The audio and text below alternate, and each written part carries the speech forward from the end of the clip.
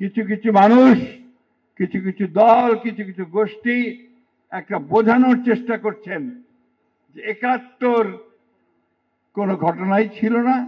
২৬শে মার্চের অনুষ্ঠান এটা আলোচনা।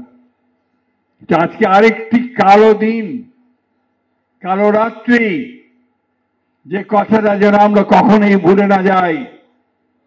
২৫শে মার্চের এই রাত্রে পাকিস্তান হানাদার বাহিনীর তাদের সেনাবাহিনী অপারেশন সার্চলাইট নাম দিয়ে এই ঈদে জামা জুতো অ্যাক্সেসরিজের ডিসকাউন্ট।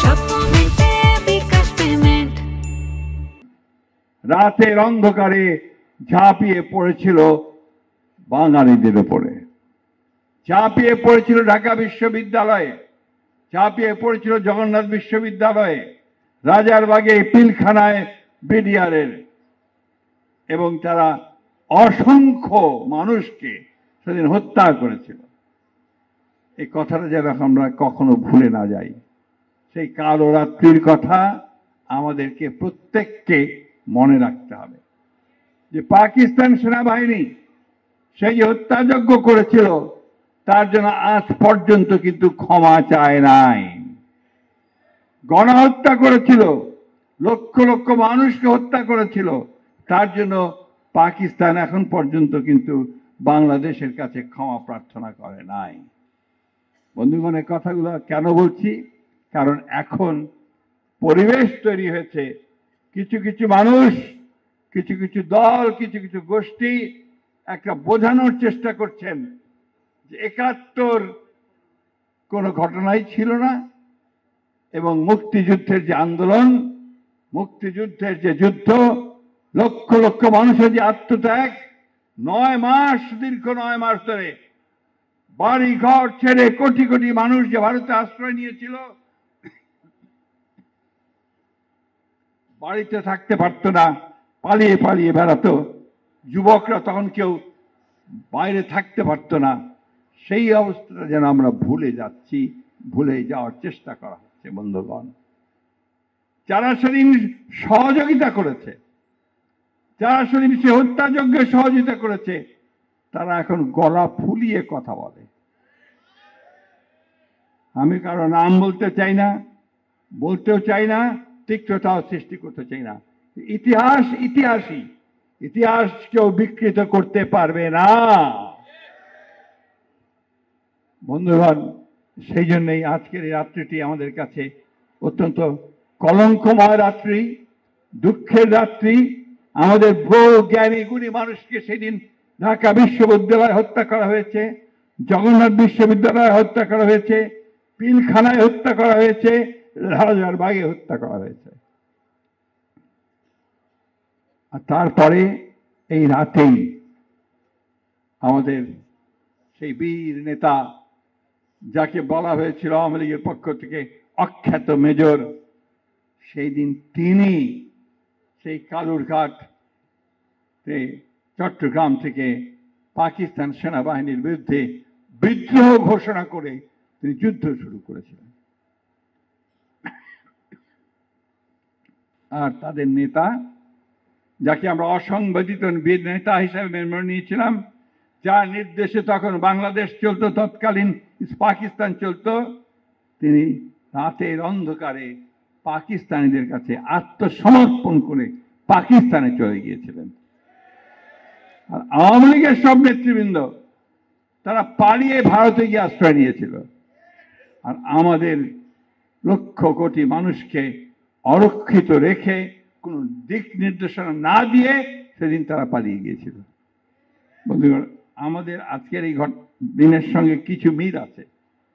তাদের নেত্রী শেখ হাসিনাও জনগণের যখন তাড়া করেছে, জনগণ যখন তাদের পেছনে রুদ্ররোষে ছুটে গেছে, তখন তারাও সেদিন তাদের সেই দলের নেতা কর্মী সবাইকে অ্যাবান্ডন করে চুপ করে হেলিকপ্টারে করে ভারতবর্ষে গিয়ে আশ্রয় নিয়েছেন। মিল আছে না? অনেক মিল আছে বন্ধুগণ। এটাই হচ্ছে ওদের চরিত্র। ওরা যখন দেখে যে জনগণ ক্ষেপে উঠছে, রুষে উঠেছে, আর সামলানো যাচ্ছে না, তখন তারা পালিয়ে যায়। মানুষকে পুরোপুরিভাবে একেবারে অরক্ষিত রেখেই পালিয়ে যায়। বন্ধুগণ, 1971 সাল আমাদের জন্য আমরা যারা 1971 সালে স্বাধীনতা যুদ্ধ করেছি, আমরা যারা একটা স্বাধীন ভূখণ্ড ছিনিয়ে নিয়ে এসেছি পাকিস্তানের শোষণ, নিপীড়ন, নির্যাতন থেকে, তাদের হাত থেকে বের করে আমরা যখন একটা স্বাধীন মুক্ত বাংলাদেশ তৈরি করার জন্য যুদ্ধ শুরু করেছি, আমাদের কাছে নিঃসন্দেহে এটা অত্যন্ত আবেগের, অত্যন্ত আমাদের হৃদয়ের একটা যন্ত্রণার মধ্য দিয়ে আসা একটা ঘটনা। আমরা এটাকে ভুলতে পারি না। সেই জন্যই আমরা এটাকে সবসময় মনে রাখার চেষ্টা করি। শহীদ প্রেসিডেন্ট জিয়াউর রহমান সেদিন আমাদের দিক নির্দেশনা দিয়েছিলেন। আরেকজন মহান নারী, যার কথা আমি বারবার বলি, যিনি সেই দিন যখন শহীদ প্রেসিডেন্ট জিয়াউর রহমান ক্যান্টনমেন্ট ছেড়ে চলে গিয়েছিলেন, তার স্ত্রীকে একা ফেলে রেখে, দুটো ছোট সন্তানকে রেখে, তখন এই নারী সেদিন কিন্তু রুখে দাঁড়িয়েছিলেন। তিনি সৈনিকদের বলেছিলেন যে জিয়াউর রহমানের নির্দেশ ছাড়া তোরা অস্ত্র সমর্পণ করবে না। এরপরে তিনি তাদের দুই বাচ্চার হাত ধরে তিনি ঢাকায় চলে এসেছিলেন লুকিয়ে বোরখা পরে, এবং ঢাকায় তিনি গ্রেফতার হয়েছিলেন পাক সেনাবাহিনীর হাতে, এবং দীর্ঘ 9 মাস তিনি কারাগারে ছিলেন শেষ দিন পর্যন্ত। সেই জন্যই আমি সবসময় বলে থাকি, প্রথম নারী মুক্তিযোদ্ধা যে কেউ থাকে সেটা হচ্ছে দেশনেত্রী বেগম খালেদা জিয়া। বন্ধুগণ, দীর্ঘ করবো না, কিন্তু কতগুলো কথা বলার প্রয়োজন আছে। আমাদের পুরনো স্মৃতিগুলোকে নাড়িয়ে দিতে হবে। আজকাল জেনারেশন জানে না অনেকগুলো কথা। কত বড় ধৃষ্টতা তাদের যে তারা জিয়াউর রহমানকে নিয়ে পর্যন্ত প্রশ্ন করে। ধিক্কার তাদেরকে, যারা নিজের ইতিহাস জানে না, তারা জনগণের জাতির কোনো কল্যাণও করতে পারবে না। ইতিহাস জানতে হবে। আজকে একটা ভিন্ন প্রেক্ষিতে এই আমাদের স্বাধীনতা দিবস পালন করতে হচ্ছে। জিয়াউর রহমান সেই মানুষ যিনি সেনা ক্যান্টনমেন্ট থেকে এসেছিলেন, সৈনিক ছিলেন। তার তো গণতন্ত্র দেওয়ার কথা ছিল না, তার তো মিডিয়াকে স্বাধীনতা দেওয়ার কথা ছিল না। যাদের দেওয়ার কথা ছিল তারা দেয়নি। তারা 1972 থেকে 75 সাল পর্যন্ত যে রাষ্ট্র পরিচালনা করেছে, শাসন করেছে, সেটা শুধু দুঃশাসনের একটা সময় ছিল। বন্ধুগণ, সেদিনও 30,000 সৈনিক, যুবক, ছাত্রকে হত্যা করা হয়েছিল। সেদিনও সমস্ত পত্রিকা বন্ধ করে দেওয়া হয়েছিল। একদলীয় শাসন ব্যবস্থা বাকশাল প্রতিষ্ঠা করা হয়েছিল। এটা বারবার বলতে হবে, বারবার এই কথা বলতে হবে, মনে করতে হবে। আওয়ামী লীগ কখনোই গণতন্ত্র বিশ্বাস করত না। আওয়ামী লীগ সবসময় গণতন্ত্রকে ধ্বংস করেছে। সুতরাং আওয়ামী লীগকে আর কোন গণতান্ত্রিক সুবিধা দেওয়ার কথা আমরা চিন্তা করতে পারি না। বন্ধুগণ, জিয়াউর রহমান অতি অল্প সময়ের মধ্যে এই দেশে, যেটা খসরু সাহেব বলেছেন, তিনি সংস্কার করেছেন। একদলীয় শাসন ব্যবস্থাকে বহুদলীয় গণতন্ত্র নিয়ে এসেছেন, মাল্টি পার্টি সিস্টেম নিয়ে এসেছেন। তিনি মিডিয়ার স্বাধীনতা দিয়েছেন, সমস্ত পত্রিকাগুলোকে খুলে দিয়েছেন, একটা গণতান্ত্রিক চর্চা শুরু করেছেন। তিনি অর্থনীতিতে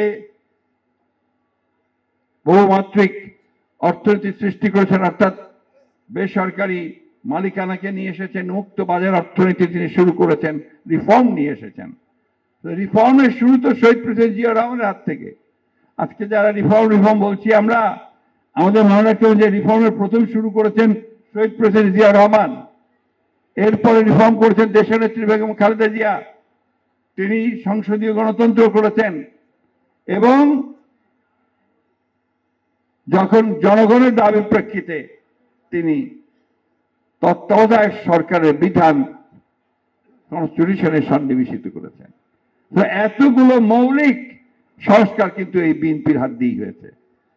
আজকে আবার 2022 সালে বিএনপি 31 দফা সংস্কারের কর্মসূচি দিয়েছে। আমার এক ভাই এখানে বলছিলেন যে সংস্কার কোথায়? সংস্কার তো আপনার জানার কথা। আপনার দলই দিয়েছে সংস্কার, 31 দফা সংস্কার। এটা বলতে হবে আপনাকে। 31 দফা সংস্কার আমার দল দিয়েছে, আমার নেতা তারেক রহমান সাহেব দিয়েছে।